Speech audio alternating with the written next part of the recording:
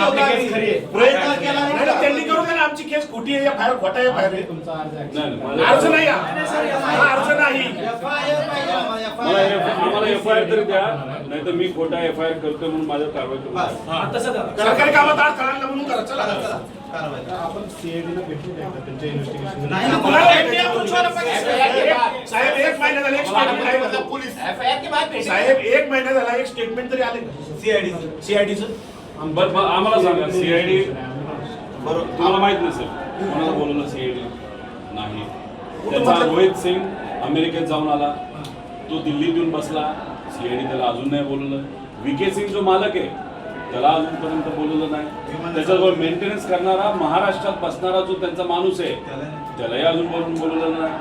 CCTV बद्दल फक्त इथले गोळा केले त्यांनी आम्हाला कळालं.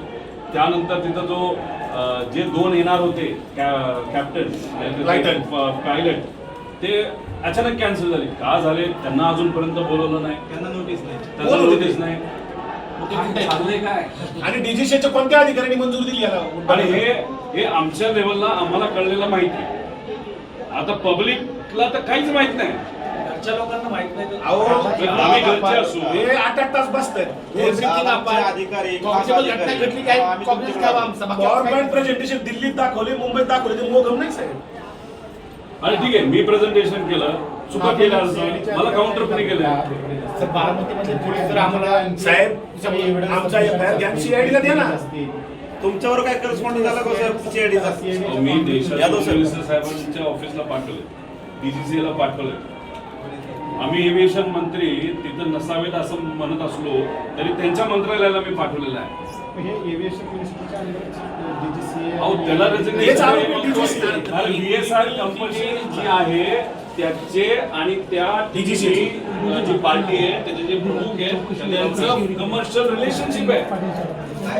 मग म्हणून VSR ला वाचवत आहे.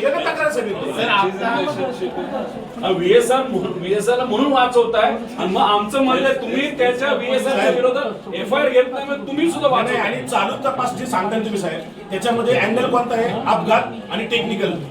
क्रिमिनल चौकशी कोण करतं? 5 लोकांच्या मृत्यूची आमची एफआयआर झाली आमच्या